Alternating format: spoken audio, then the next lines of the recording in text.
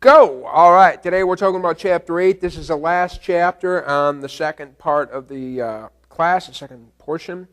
And again, this is, oh, I have free will. No, you do not have free will. There's all kinds of things that are influencing us, including the biology. Remember, the biological limitations, including the culture you grow up in, including whether you're a boy or a girl, including all these different things. Now, today we're going to talk about it. We get down there and we say, when there are other people around, we act differently.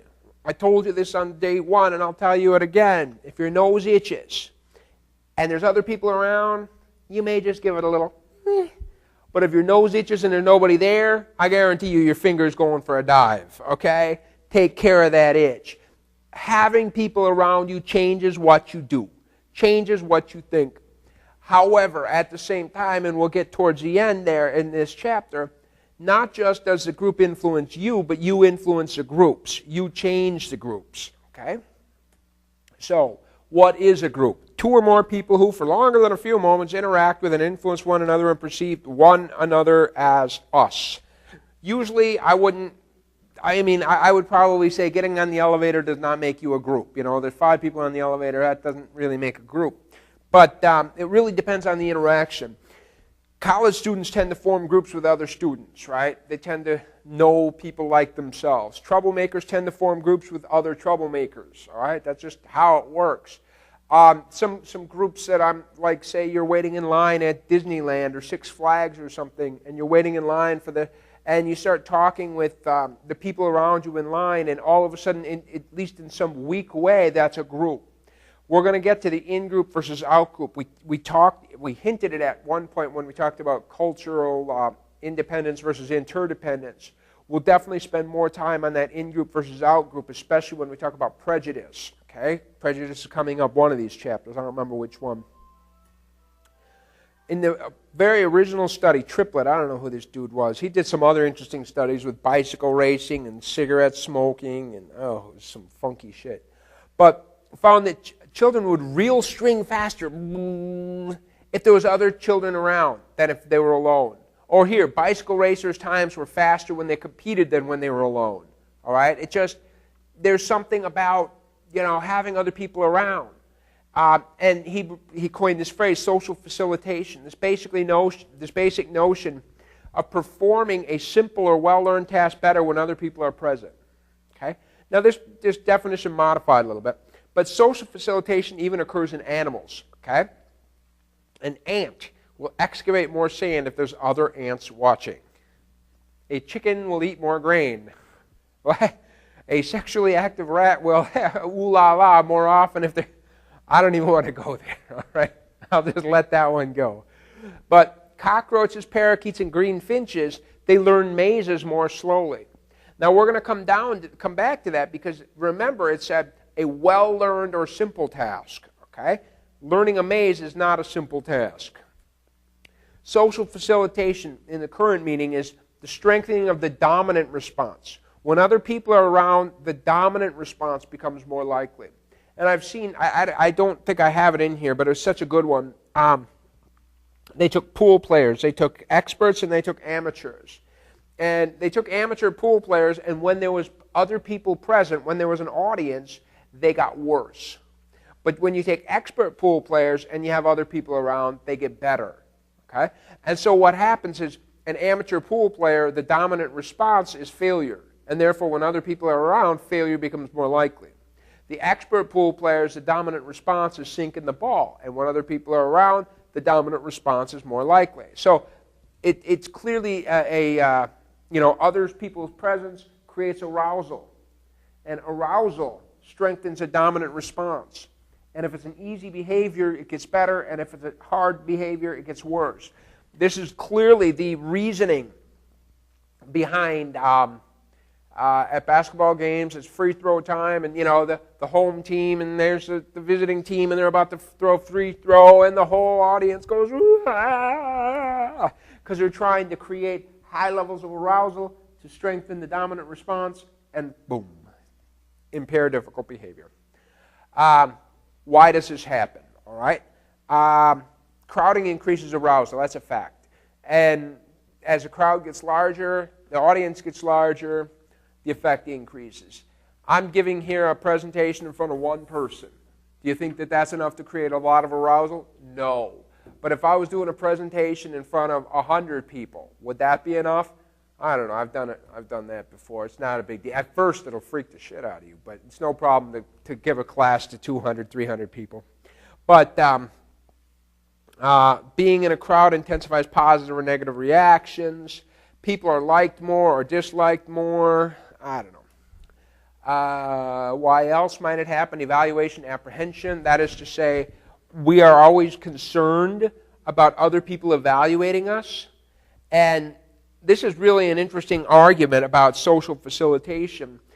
But I don't necessarily, I'm saying it's true, yes, but I'm not sure it's necessarily a great explanation because I cannot imagine an ant worried, oh, this other ant that's watching me is going to think I'm a loser if I don't dig fast enough. I just can't imagine such a thing. So maybe that's not the only thing. So if you blindfold people, it doesn't really occur. Perhaps if social facilitation occurs because we're distracted, perhaps, or the mere presence. We already said that mere presence makes a lot of sense because that helps to explain the animals. Well, anyway, this social facilitation is an interesting thing. That is to say, in some cases, the presence of a group makes us better. But how about this? Here's a situation where the presence of a group makes us worse. Okay? Social loafing, the tendency for people to exert less effort when they pool their efforts towards a common goal than when they are individually accountable. Let's keep it simple. If my kid does a little puppet show, in fact, my kid did a puppet show for me the other day. She had this slinky on a sticks and a puppet bag and all sorts of shit like this. And she did a little puppet show, and I was the audience. Audience size 1. Oh, man, was I applauding. Now let's see that same puppet show in a room full of 100 people. I'll be like, yeah, all right, just like that. Because when I'm alone, then I'm responsible for it, right? Well, we'll come back to that. Here's a classic study, Ingham's rope pulling machine. I don't know how well you can see this image, but what they have here is a machine where people can stand in these 6 positions and pull on the rope, and then the machine will measure how much effort is being pulled, how much pull is produced. And it turns out that when people pull by themselves, I'm just going to make up some numbers here. When people pull by themselves, they pull 150 pounds or something.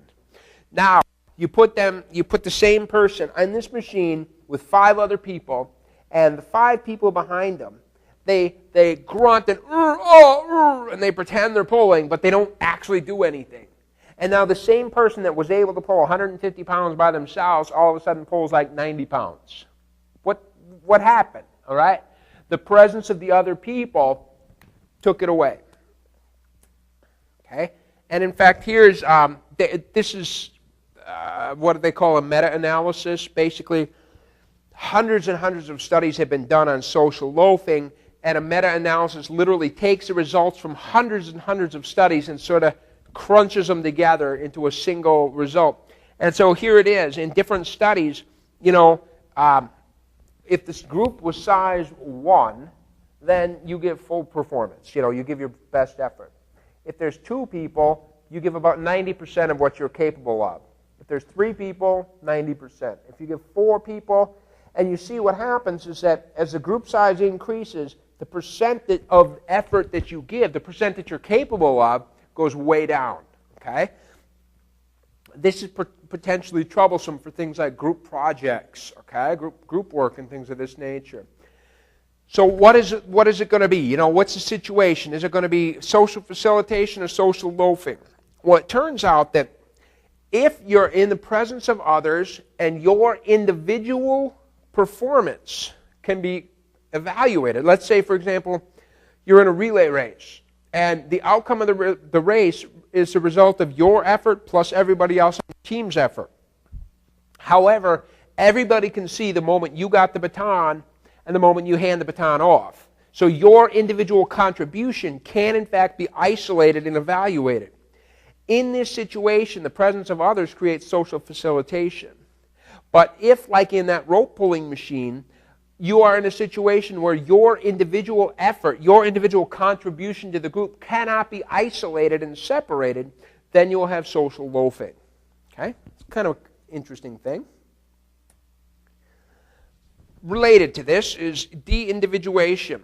In the presence of a group, we tend to lose self-awareness. We tend to become anonymous in a group. Okay, this is of course the mob effect. You know, in a mob, people will act and behave in ways that they normally wouldn't. Often, the anonymity sort of releases these whatever. Okay, but anyway, here's a very interesting one. We have right here the women in there, kind of freaky looking women. I mean, these are at Columbia too. My God, you know, these women at Columbia University are being asked to administer shock to some poor innocent person over there. And if these women have hoods on their heads, they administer twice as much shock as if they don't have hoods on their heads. I mean, isn't that just nuts? I mean, you think you can see some relation with the Ku Klux Klan with that one? I'll bet you can, all right? Wouldn't take a big effort. What else can a group do to us? This is very interesting. Group polarization. That is to say here, that you read the definition. This is really a good one.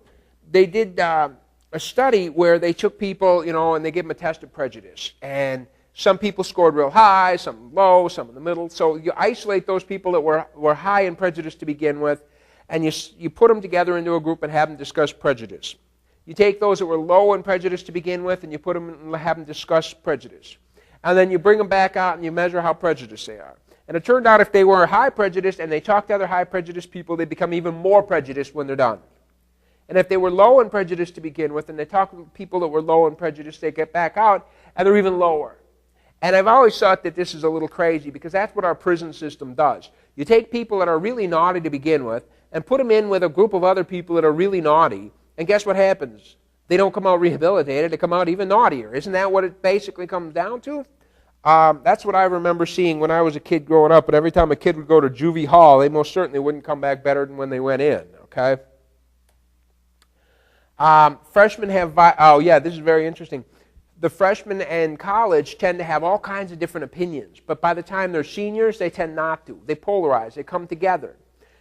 It's what we do, right? We come together. In fact, we had talked about that at one other point. We had said, quite unconsciously, of course, that when a group of women move together and live together, their menstrual cycles come right in track. That's polarization. They just line right up.